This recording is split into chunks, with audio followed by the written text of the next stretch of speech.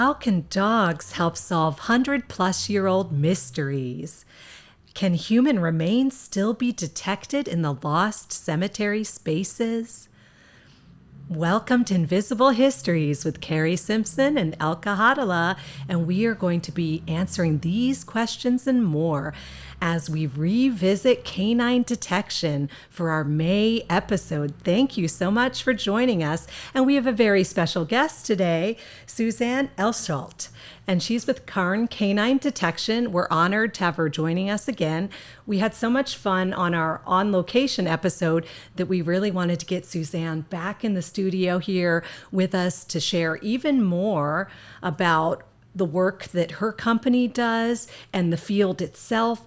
But we also have a very exciting surprise. We decided to go and see what we could find at the spaces where the Lost Cemetery and the crematorium and the King County Poor Farm used to be.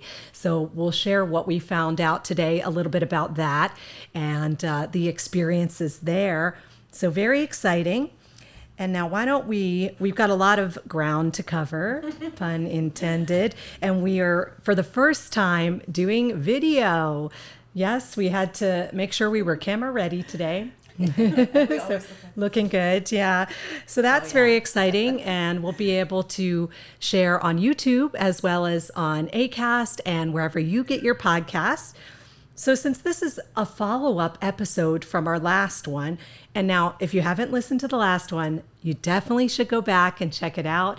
It's on location at the Snohomish Pioneer Cemetery. Did I get that name right? Snohomish Pioneer Cemetery. Okay, good. Just making sure. And we were definitely very excited to be able to give you the feeling like you were right there with us on the ground, even had the dogs there and everything. Sadly, we do not have the dogs joining us today, but we will be talking about them and sharing more about what they do. So since we are starting again here, and if you didn't listen to the last episode, Suzanne, can you share a little bit more about what Cairn Canine Detection does? Absolutely. So I've been involved in canine detection in search and rescue since 2001. I was actually inspired by 9/11. And so I have trained a number of dogs, 3 dogs, in human remains detection. And around 2018, I became really interested in an emerging discipline, which we refer to as historical human remains detection, sometimes archaeological human remains detection, because we work a lot with archaeologists, historical preservationists, tribal communities, to find very old burials. Very cool. Yeah, and so I established, along with some colleagues, Cairn Canine Detection a few years back, specifically to provide pro bono work. So we work a lot with, for example, historical preservationists that are doing cemetery preservation projects. And one of the projects that's been closest to my heart the last few years has been the Fort Simcoe boarding school, the first on-reservation Native American boarding school in the United States, I believe. Oh, wow. And so we've been working, we can talk more about that later if you want to. That'd be great. We've been working with John Schellenberger over there over the course of 8 full days to see if we can find the burials of some of the children that went to the boarding school and never returned home to their families. I know. Yeah. Just heartbreaking. And I mean, I love that you do this. I love that you do a lot of pro bono work, even though I know you said it's not all that you do, but the world definitely needs more of that. And this idea of being able to shed some light on these old mysteries and maybe even give some closure to people who are relatives or had ancestors there. I mean, it's amazing. And so we're just so honored to be able to work with you on our little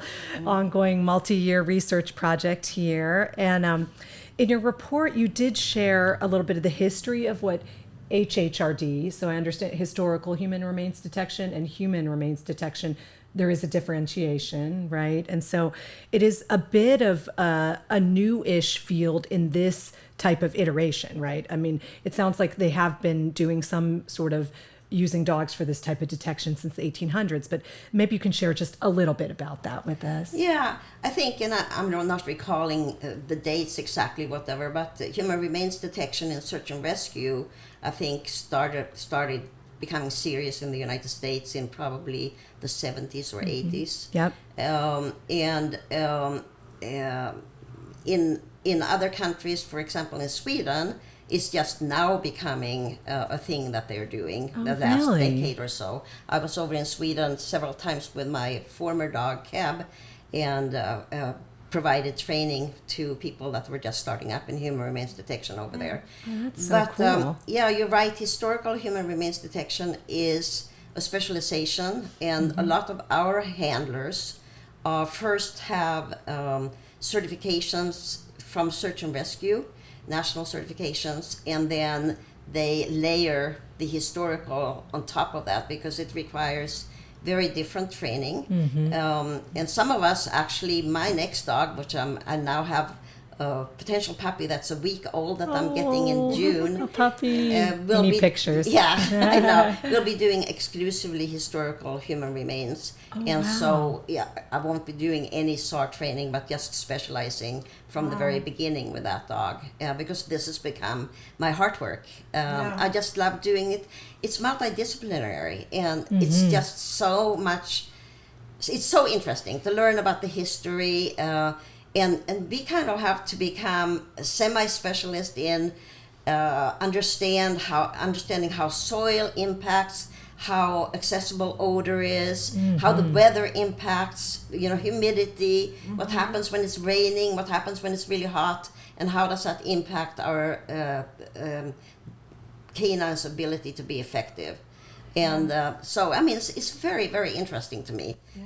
That's amazing. I mean, I know I was also really impressed with how interdisciplinary it is and how many areas you really needed to know, because I guess it's something you don't think about too much. You're like, okay, well, there's this amazing relationship between the trainer and between the dogs, which is so cool. So you have to know about dogs, definitely.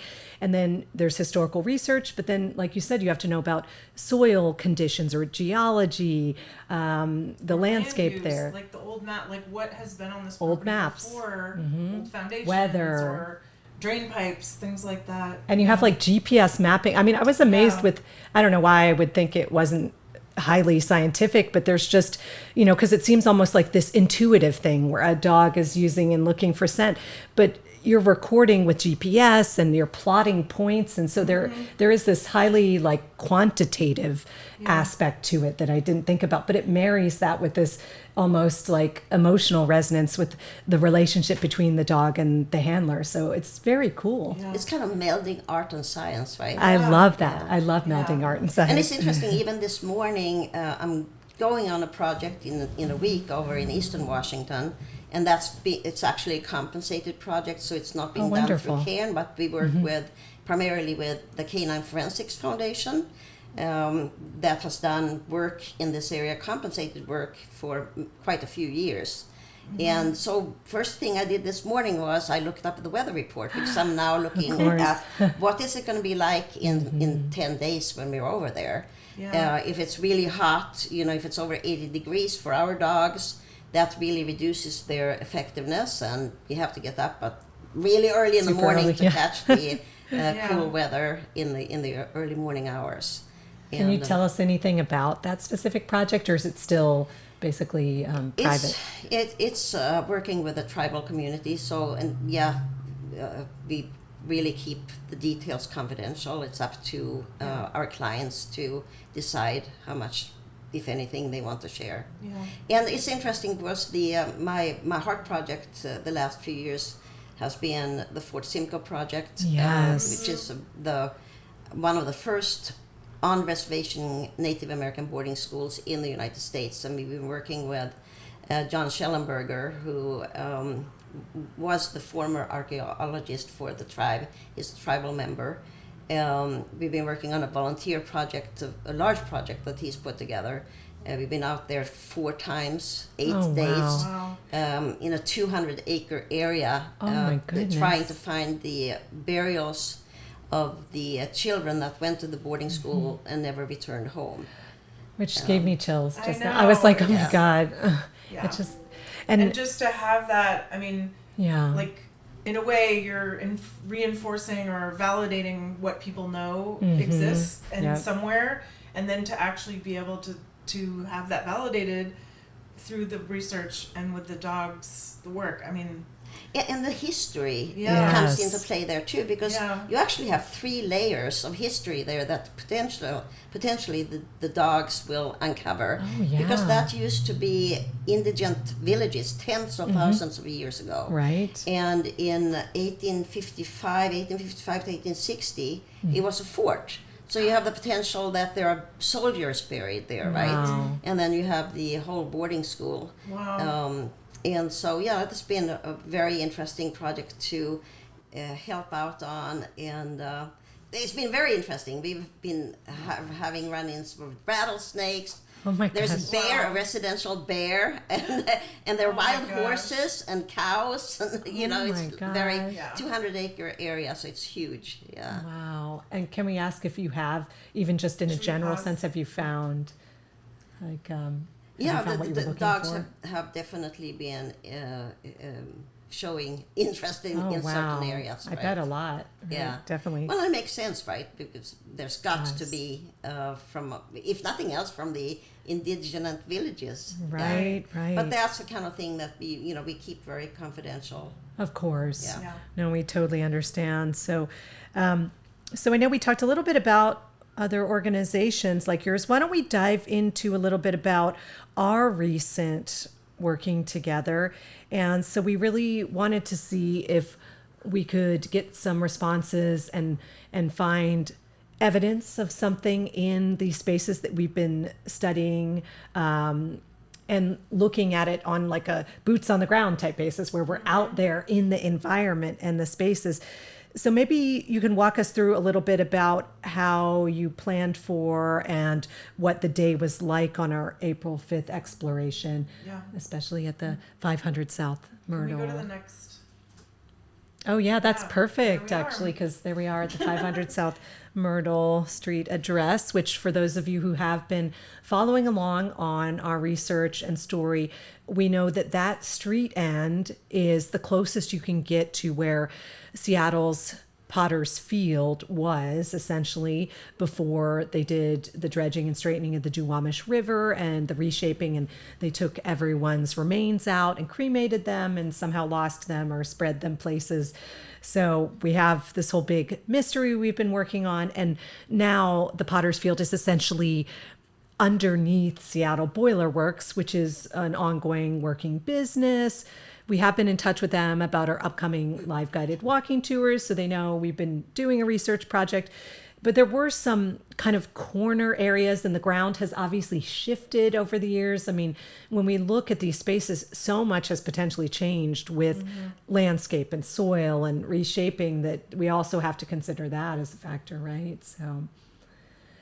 So maybe if you want to tell us a little bit about how your approach for that day, like what did we do? We had 2 dogs, right? And Yeah. 2 handlers. So we actually had 4 of our staff members with us that Yes, day. okay, and that's right. And 2 dog handlers. We had our plans chief, Guy Mansfield, was with us. And June Mansfield, who is our operations manager, Oh, yes. and also does a lot of the historical research, was Amazing. there, as well as Cindy Arnold with her dog Riley, and myself and Canine Killy. So we have Yes. Keely, Yeah. the Oh, yellow yeah, dog there you right go. there, and Riley. I don't know if you can see. Oh, the you black can and see a white. little bit of Riley there, Yeah. black and white. Yeah. So,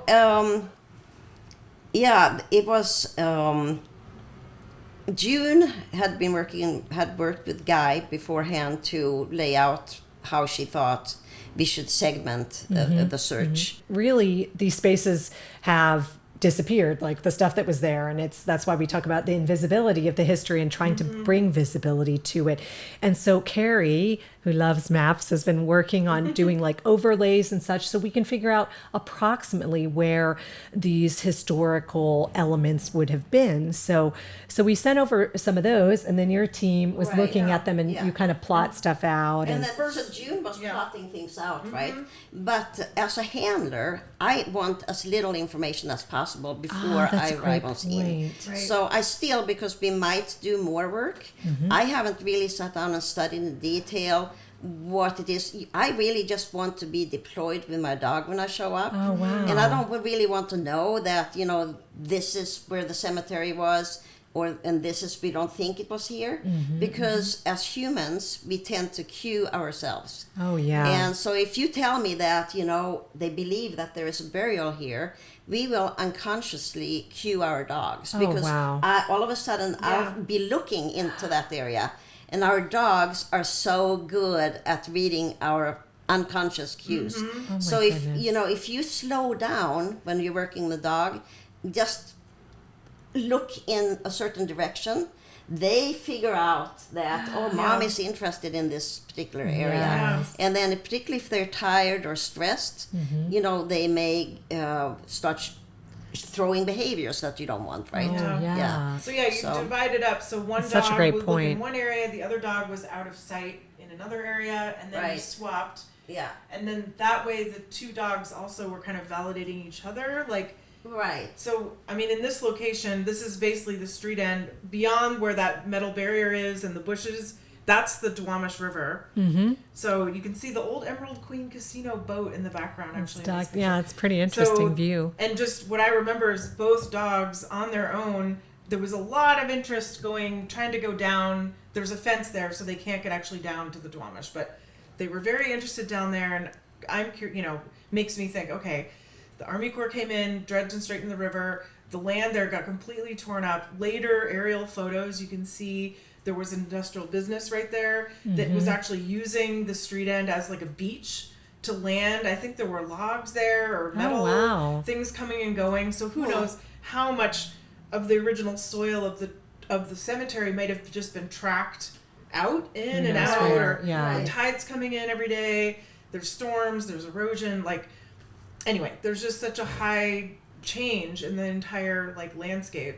And also because the dogs are trying to go down, to me, I'm like, maybe the original ground level is lower, and what we're standing on is actually fill. Oh, yeah. That the Army Corps piled up on top of what had been the original ground level. So anyway, in my mind, I'm like, the geology of all this is just, and the human mind-boggling caused geologic changes, right? Or changing the land, Right.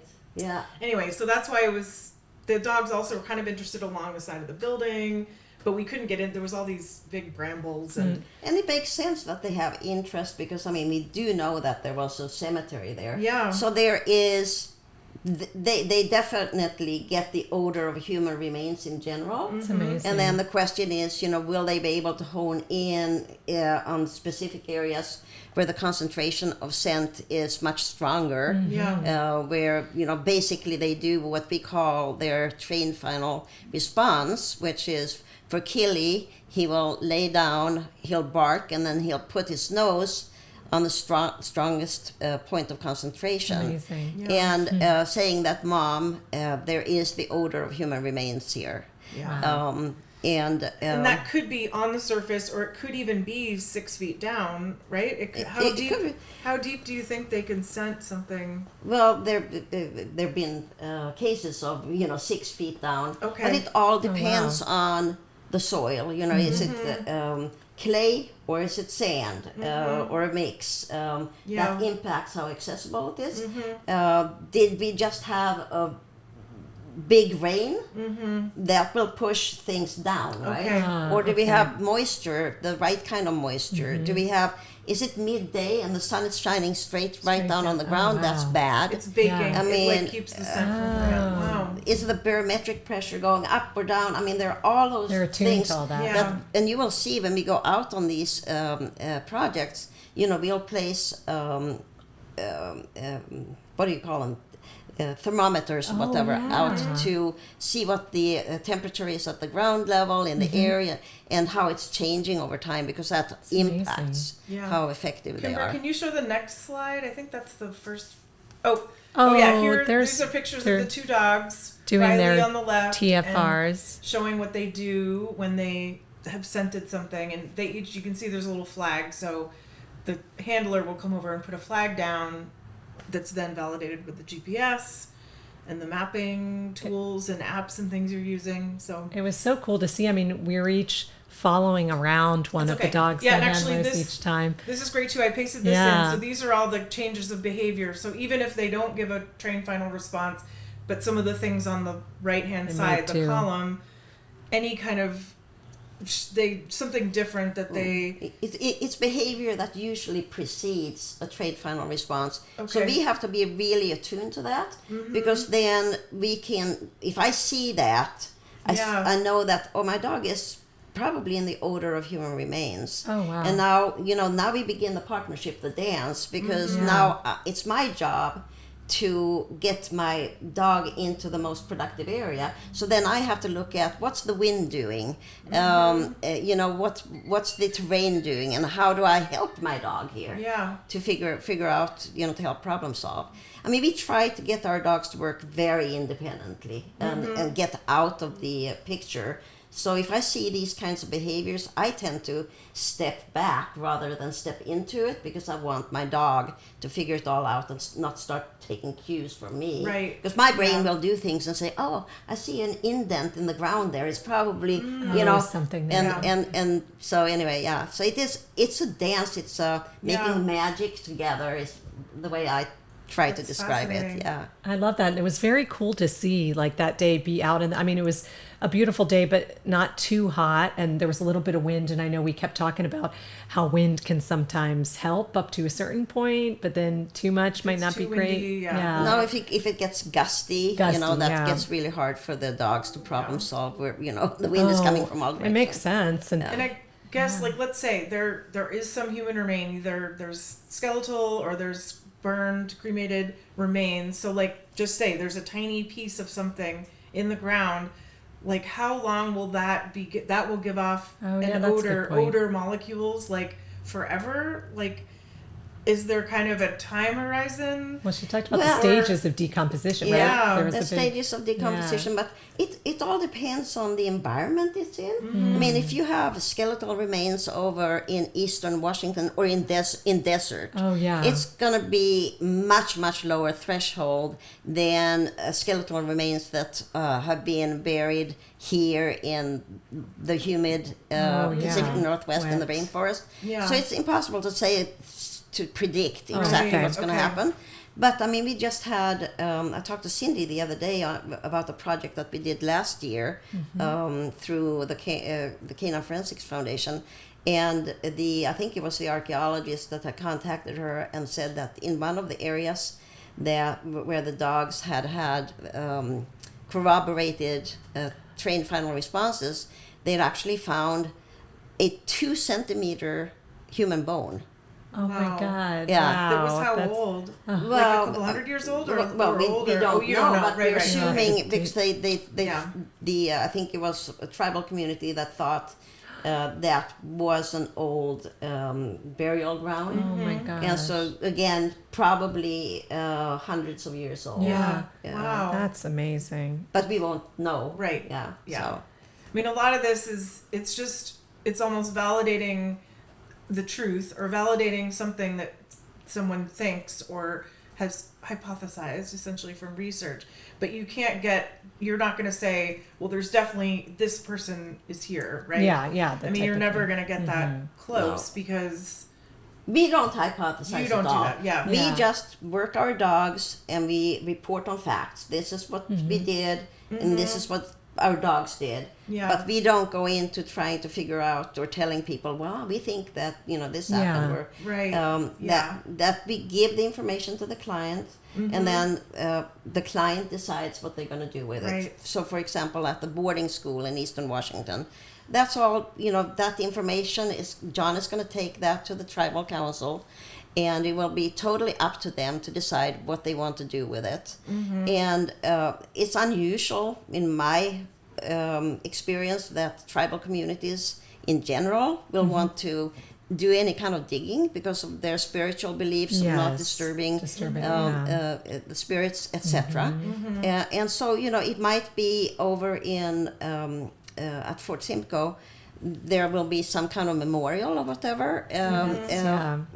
Or designating, even putting a fence around, or segregating. Yeah, could be something like that. Yeah, because you don't then want in the future someone to say, "Oh, we could build our visitor center right there." Yeah, exactly. You know, like you basically want to know the boundaries as much as you can, where the burials stop, and then it's just open land after that, or something. And John is he's doing ground penetrating radar now now to follow up in areas and.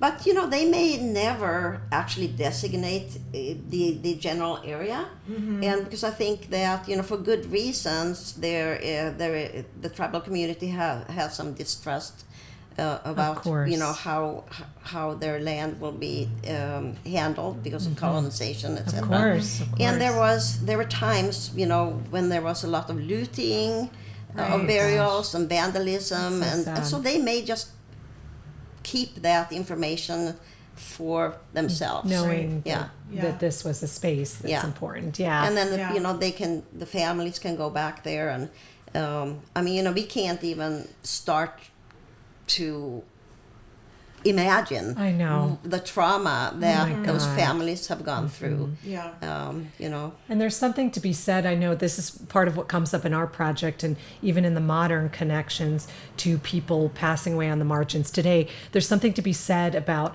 having space for memorialization. And it can be a plaque or something like that, but it can also just be that, you know, you can go to this space and think about that person who's passed on and know that there's somewhere that you can connect to them, basically. So I love that idea. Yeah. Because, you know, the old pioneer cemeteries oftentimes had areas for picnics.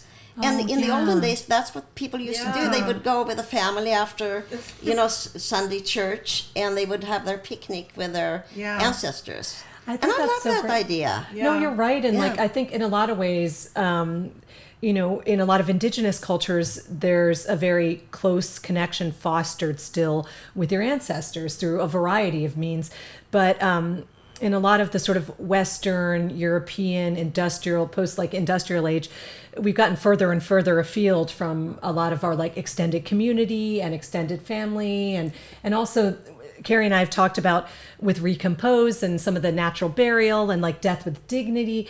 We've also have sort of fostered this fear of death and lack of understanding or not wanting to be around it or connect to it, when really it's the one thing you can count on in life. So it's like we all have a very personal, very personal relationship with it that we can start fostering and thinking about. So like Carrie and I also want people to think about it in a way that is, you know, like cultivating your own like personal relationship. And so that is, maybe we should bring back the picnics at cemeteries. We'll talk about, we could talk about it now. Like, I mean, we have a couple maps we wanted to show too of like where the dogs went, but I also do, Kimber, if you want to go to the next. But it is interesting how, you know, I think we are unique in that we have normalized death and for ourselves. I mean, I've been working so close to death now for the last 25 years that and I think I mentioned this before, that you know, sometimes when I'm around my other handlers and we are at restaurants or whatever and we sit and talk about things, we have to really watch ourselves because we talk about what we train on, and it's just normal for us. But then all of a sudden you'll have somebody at the table kind of saying, what did she say? She got her hairdresser's placenta to train with. Oh my gosh. Anyway. We find that fascinating. So this is a safe space. You can talk about all that stuff. And my mom was a home health and hospice nurse for a long time. And when I was a Oh, teenager, wow. I was kind of like, she took me to one of her clients' places at some point, and I was kind of like, oh my gosh, this is so, as a teenager, it's hard to connect to and understand. But as I've gotten older, I really value that she was the type of person who could be there for people's transitions. And now, like death doulas are a thing, and I think that's super cool. And because it is, like you're saying, birth and death, these transition times in our lives that can be somewhat traumatic, but are so meaningful. Why not have someone there to help guide you through the process? And so, I think we all have to kind of make our own peace, religious or otherwise, with it, and find ways that that we can connect to it. So, Yeah. And with this project, I guess, for me, validating the research we've done and others have done to say there's a highly likelihood of human remains in this location, spaces, and in these spaces, and that because it was 3,260, this isn't like 10 people. No, it's a no. significant number. I mean, any number is significant, but Of course. that we want to have some kind of public memorial, Yes. and educational signage, or some kind of art piece, or a mural, or this idea of a picnic, like a place for people to come and gather with a Community bench or a space. table, I love picnic that. table, Meaningful. and just think like, okay, from 1876 to 1912, 3,260 people were buried there. Yes. And then this whole horrible thing happened, and their ashes were not cared for properly. And a lot So of you them get were raised immersed in the history Exactly. in a Yeah. positive way. And that, and that we're honoring them now. Like, Yes, we know I love it. 855 of their names. The other people we will don't never know know. who they were, and they were probably local immigrants. They were indigenous people. Yes. They were low-income people. They were travelers. They mothers, were fathers, people brothers, that sisters. came to town and no one knew them. Mm-hmm. And those people are still here. Like, we're fortunate. If we died, someone would notice, right?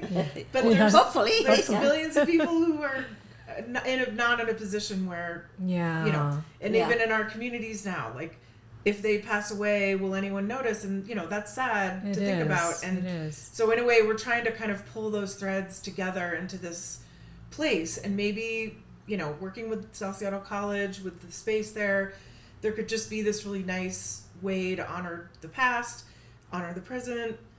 Anyway. Absolutely. And we So- actually we will do another, like, put a call out to people, because we want your suggestions as well. Like, we Yeah. want this to be not just us deciding something and then trying to make it happen. And it should be a collaborative, community-based project that we come up with the solution that works the best for this, both for memorialization and collective memory, but something that's useful to the community in a way, even if it could be more feeding their, like, spiritual sense, or that type of. So I think we've thrown out a couple ideas, and we welcome your thoughts, and we'll remind you where you can send them to at the end of the episode. But we do have a little bit more to share today. Yeah. So Well, we put up on the screen. So this is the map of the area. On the left, sort of behind Elka, is the edge of the Potter's Field. The kind of, I don't know if it's hard to point, but there's it's okay. The Potter's Field is that kind of pink shaded area that goes all the way up and crosses over Fox Avenue, which is this diagonal. Which it looks pretty big on the map too. I don't know. I guess it Yeah. was bigger than I always picture in my mind. Like, And yellow is Keeley and blue is Riley. So those are the actual literal paths that the dogs I took. love that. And just It's the wiggling so cool. line of how the dog trainers, or the handlers walk them, and then they were working separately, so they were each doing the same route. They're trained to, move in a pattern back and forth. And then, of course, we look at our GPS units, because the dogs have a collar that allow us to see, make sure that they're covering all the ground. And, before we leave an area, we'll look at that and make sure that we didn't miss a spot, Of right? course. Yeah. I mean, there are times we miss a spot because it's impenetrable. Oh, yeah. But, Right. But even through pavement, right? Like, even if there's a crack in the pavement, or Which I was so amazed by, to find the out, edge like, of a that's just so foundation cool. or something. yeah, obviously it's going to be harder. Harder, Yeah. yeah. But yes, we do work our dogs on asphalted areas, looking for cracks, that kind of a thing. It's going to be a lot harder, but it can be done. Yeah. So further investigation on this area would be we're going to take you and some of the you and a couple of the handlers and a couple dogs out on a pontoon boat. That would be we'll amazing. be able to land right there, and everybody can get off easily, and maybe at a medium tide-ish, because it is tidally influenced. So at high tide, there'd be no beach. At low tide, it's like mucky and gross. It'll just be too gross. But some will hit it right in the middle, and you'll be able to explore that whole bank area, which I think had been in the 19-teens, 20s, 30s, even into the 40s.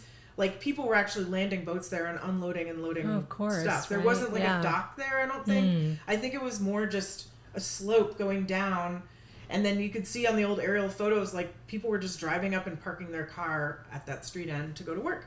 Yeah. So, and we might even be able to work the dogs from the boat and work the berm, because that's something that we actually do on the Columbia River, working with tribal communities. Wow, really? We will use boats.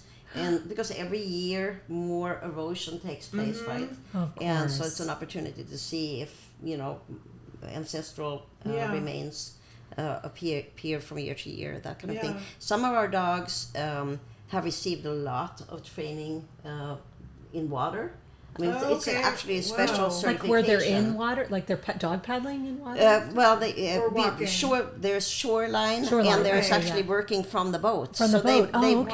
They're trained and certified to work from the boat. It's very interesting. Wow, that is. It's a whole different discipline, and but Sally's dog and my dog have both received quite a lot of training in that. Okay. Wow, that sounds like a really cool expedition. Yeah. But then when we work from shoreline, and this happened on a project last year. I was working with a shoreline, and my dog all of a sudden took off out in the water, and he's been trained with a system we call a bubbler system. I can explain some other time. He's been trained when he gets in the strongest scent in water, he circles. So all of a sudden he took off, and you could see he started really sniffing hard, and he started circling.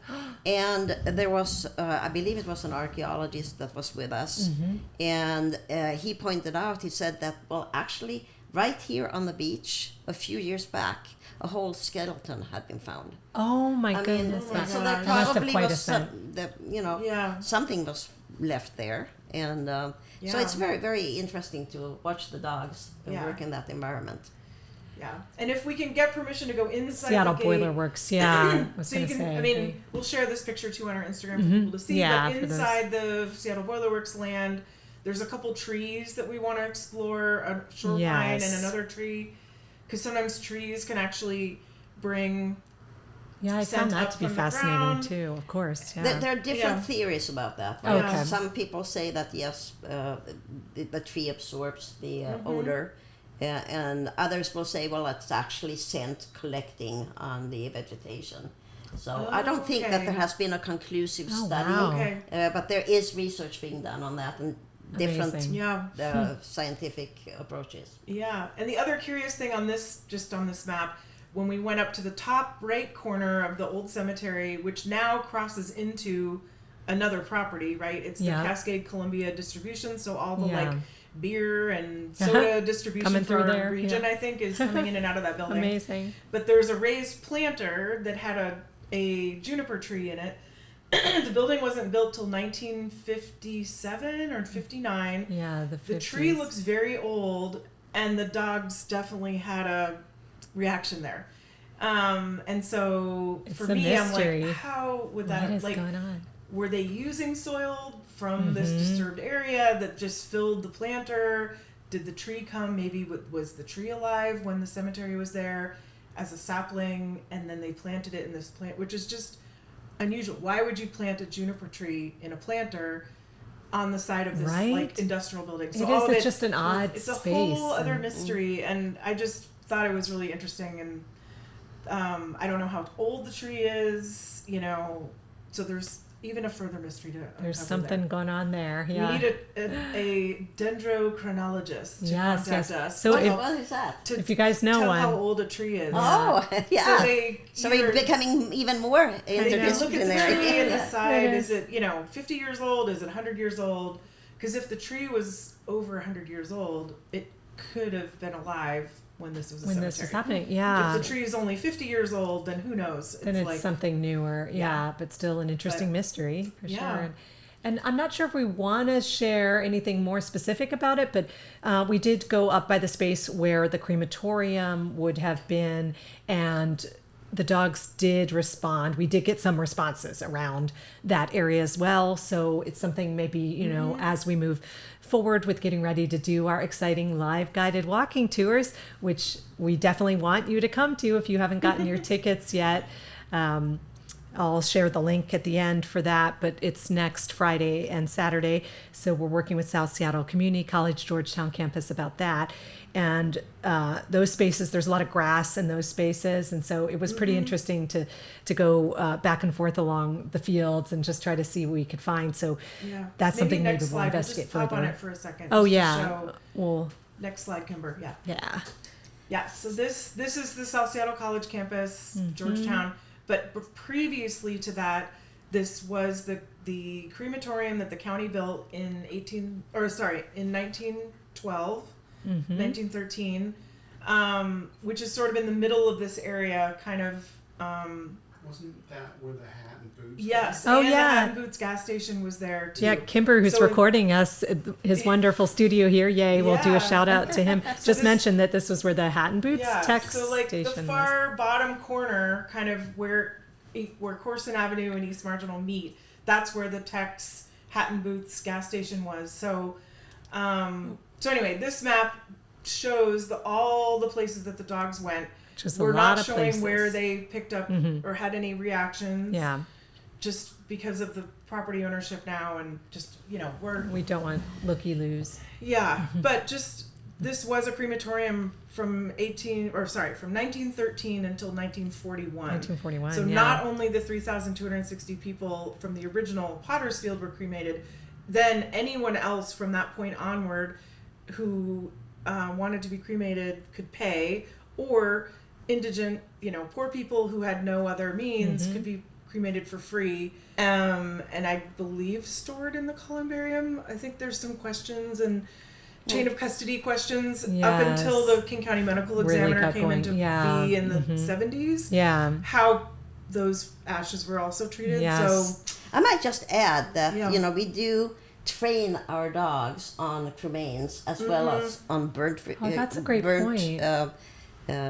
Burnt human remains, which is different process, different teeth, so it gives off different odor signatures. Oh my goodness. And so, but we run into that on our projects too. That they specifically are looking for cremains or burnt remains. So we train on that regularly. Okay. Yeah.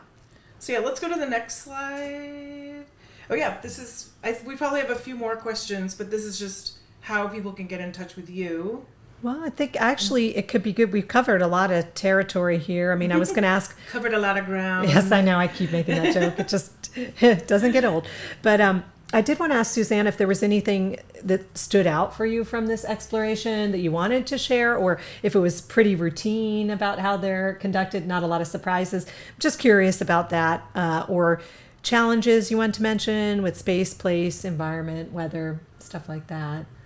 Well, I think that it was particularly challenging in that a lot of it was in a very industrial area. Of course. And so, we dealt with a lot of cement and asphalt, and which definitely makes it more challenging for our dogs. Yeah. And and it was also kind of a quote unquote messy area with a lot of distractions. Oh yeah. And we train our dogs, of course, to we train them for distractions. And so I thought they both did really, really well. And not so much at the campus location, but in the other locations there was a lot of garbage and food remains and other things that the dogs had to work through. Yeah. And so that was particularly challenging. And we did a large project last year, I believe, that a lot of it was in homeless camp areas. Oh yeah. And so then we had to work around needles and frankly, I was looking out for that in that area as well. Yeah, which is a good idea. So. No, we appreciate you sharing that. And so I know I've got one other question, and then we really want you to be able to share about all the ways that people can either get in touch with you and your book and all that good stuff. So I just want to know what do you hope people will take away from your work, or what your goals are, like what you hope to achieve with your work? I know you mentioned it's something very close to your heart, but I'd love to just hear a little bit about that. Yeah. Well, this is cause-driven work for me. And I, with my canine cab, who is, if you look at the logo there, that is actually Canine Cab, who passed away last year. She was the American Humane Search and Rescue Hero Dog of the Year in 2022. My goodness, I love that. And she's also the main character of A Dog's Devotion, which is a book that Guy Mansfield and I co-wrote and published in 2022. But anyway, she and I, we had a lot of adventures, and one of them that stands out in particular was we were deployed on the Oso landslide in 2014, Oh my God. where 43 people expired in that landslide up in the Darrington area, Snohomish. That's right. And the unique character of that particular mission was that we worked side by side with families. And that is really was a beginning for me to really go into this area of specialization of human remains detection, and being able to reunite families with their lost ones, even though they're no longer alive. But I also work old cold cases with law enforcement, and I mean, one of the finds we had was for a woman that had been missing for 10 years. And the family finally had, not closure, but, they had answers. Yes. And because I'm sure that they woke up every morning for 10 years feeling compelled to go out and search, right? Oh, can But you imagine? at least finally they had an answer, and they could stop the search. Yeah. So that's really what's compelling me, is to to bring some of our histories, to bring families back with their ancestors. Yeah.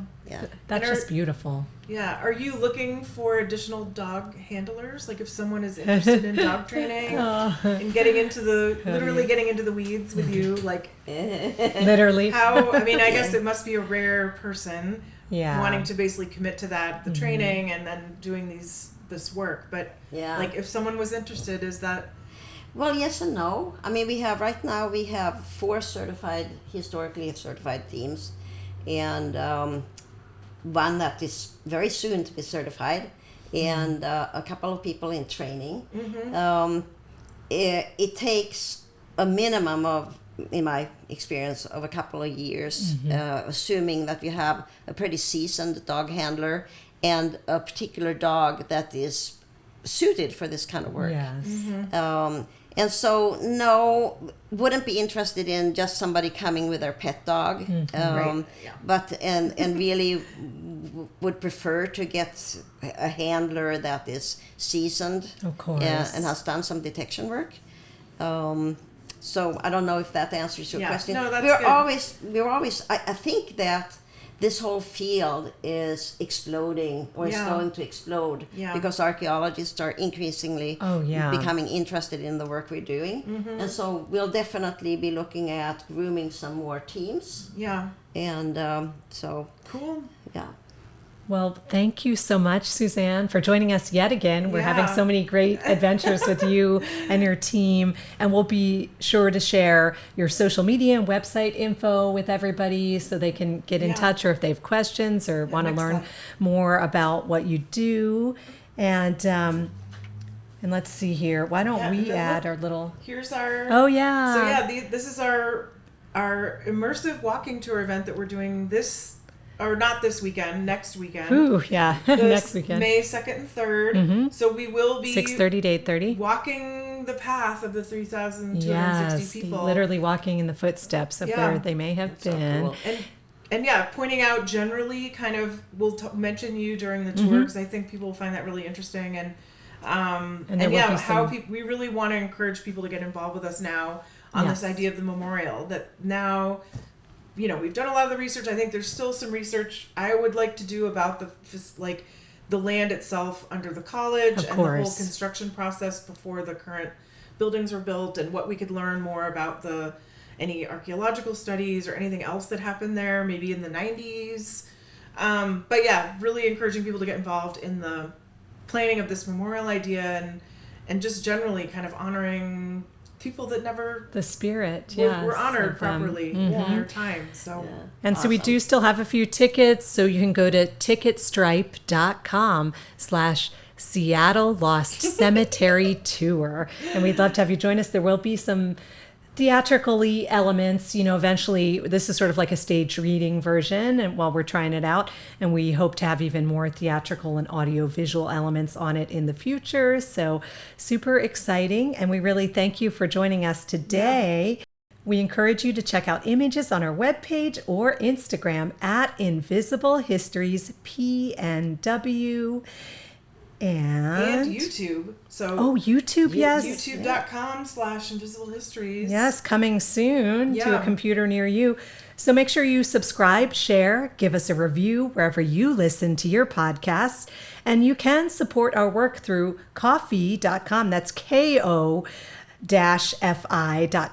Give us a little bit to buy a coffee or some exciting on-location recording equipment. We definitely would love that. You can check out our show notes at www.invisible-histories.com. And you can always reach out to us if you have memorial ideas, questions about what Suzanne does and her work with Cairn Canine Detection, or more about the Lost Cemetery, or future show ideas. You can reach out to us at invisiblehistoriespnw@gmail.com. Please be sure to check out our collective group as well, the Umbrella Podcast Collective, rainydayrabbitholes.com/umbrella. #, you can tell I'm not, I'm like the most, I'm hip. Yes, I'm hip. Check out the Umbrella Podcast Collective that we're a part of, rainydayrabbitholes.com/umbrella, #Umbrella Podcast Collective. Lots of cool stuff there. And we want to thank Kimber. We want to thank Kimber. Kimber, what's your company name, or do we just say Kimber? It's coldnet.net. Coldnet.net. So we want to thank not only Works Progress this time, but Kimber at coldnet.net for his amazing recording session here. Open for business. Open for business, yes. The lamp will be lit for you as well, and all of your video and audio needs. Yeah. So come on in, get in touch with him. And I'll be doing the editing, Elka Hadala, of course. And, well, we know where the stories are buried. And now you do too. Yes. Thank you so much. Suzanne. Thank you, Suzanne. Thanks for having me. Bye, everybody. It was so much Happy fun. May.